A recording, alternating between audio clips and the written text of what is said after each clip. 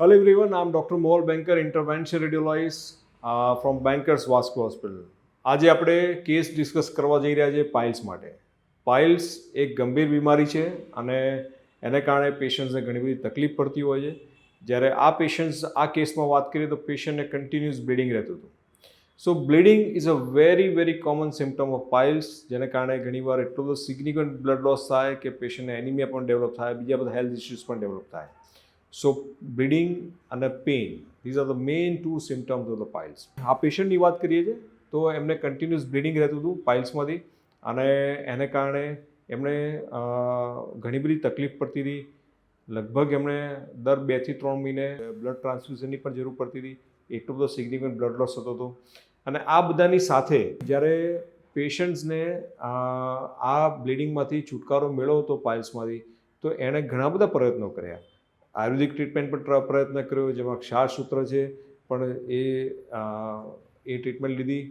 6 અઠવાડિયા 8 અઠવાડિયા જેટલું બ્લીડિંગ છે સ્ટોપ થયું, પણ ફરી બ્લીડિંગ ચાલુ થઈ ગયું.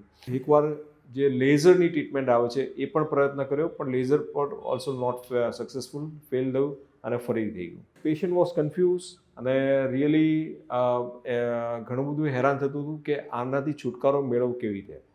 So we have offered in Bankers Vasco Hospital that is called advanced technical hemorrhoidal artery embolization. આ hemorrhoidal artery embolization માં શું કરીએ છીએ, જેમ આપણે એન્જિયોગ્રાફી હાર્ટની તમે સાંભળ્યું છે એવી જ રીતે પાઇલ્સની જે બ્લડ વેસલ્સ હોય એની એન્જિયોગ્રાફી કરીએ છીએ. એ એન્જિયોગ્રાફીની ડિટેલ્સ આમાં તમને સારી રીતે દેખાશે. આ એન્જિયોગ્રાફીમાં તમે જુઓ છો તો આ જે પાઇલ્સનો જે આ તમે બ્લેકિશ એરિયા જુઓ છો તો આ પાઇલ્સનો એરિયા છે અને એને જે ફિલ્ડઅપ કરતી બ્લડ વેસલ્સ છે that we have identified it. અને આ એક્ઝેક્ટલી પાઇલ્સ જે બ્લીડિંગ કરે છે એ એરિયા આપણે અને એની ફીડિંગ વેસલ્સ આપણે આઈડેન્ટિફાઈ કરી અને પછી એની અંદર સ્પેશિયલ પાર્ટિકલ્સ અને કોઇલ રાખતા હોઈએ છીએ. આ પાર્ટિકલ્સ અને કોઇલ છે ને એ ઘણું સારી રીતે પાઇલ્સની નળીઓને બ્લોક કરી નાખે છે અને ઘણો ફાયદો થતો હોય છે. તો હવે તમે જોશો તો અહીંયાથી આજે આપણે પાર્ટિકલ્સ ઇન્જેક્ટ કરી રહ્યા છે અને આ પાર્ટિકલ્સ એ પાઇલ્સની નળીઓને બ્લોક કરે છે અને પછી આ બધી કોઇલ્સ જે તમે જુઓ છો તે કોઇલ્સ આપણે રાખીએ છીએ. So these a totally different advance method for treatment of piles. અને આ ટ્રીટમેન્ટની બ્યુટી શું છે કે તમે કોઈ પણ જાતની સર્જરી કાપકૂપ કરવાની જરૂર નથી પડતી. પ્લસ જે રૂટ કોઝ છે, પાઇલ્સની જે ફીડિંગ વેસલ છે જેમાંથી બ્લીડિંગ થાય છે, એ બ્લડ વેસલ્સને ડાયરેક્ટલી ટાર્ગેટ કરો છો અને એમાં એના બ્લડ ફ્લોને તમે રિસ્ટ્રિક્ટ કરો છો.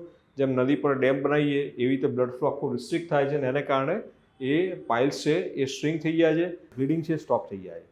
આ બધી વસ્તુ છે આપણે એચીવ કરી શકીએ છીએ સિંગલ પિન હોલ એક એન્જિયોગ્રાફીની મદદથી, કોઈ પણ જાતના કટ ટાંકા વગર. સો hemorrhoidal artery embolization is one of the wonderful treatment available for the piles patient. Piles માટે ઓપરેશન વગર, કોઈ પણ જાતના કાપકૂપ વગર ઘણા બધા પાઇલ્સના જે આ જ પેશન્ટની વાત કરીએ તો જેણે પેલી લેઝરથી સારવાર કરેલી હતી અને પાઇલ્સમાં જે ક્ષારસૂત્રની સારવાર કરી હતી આયુર્વેદિકમાં, તેમાં કન્ટિન્યુઅસ પાછળ જે પાઇલ્સ જો મસાલો વધેલો ભાગ છે એને કટ કરે પછી એનો ડ્રેસિંગ આવે. એ ડ્રેસિંગ કરવાનું હોય અને એ બધું કમ્બરસમ હોય છે, એ પેઇનફુલ હોય છે. અને આ બધામાં આ જે એડવાન્સ ટ્રીટમેન્ટમાં એવું કશું કરવાની જ જરૂર નથી. પાઇલ્સનો ભાગ કાપવાનો જ નથી.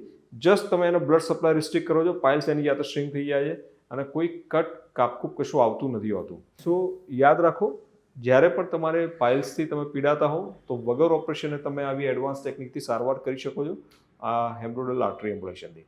સો thank you so much for listening this talk. If you have any kind of question, do ask me. I will be very happy to give you answer. Thank you.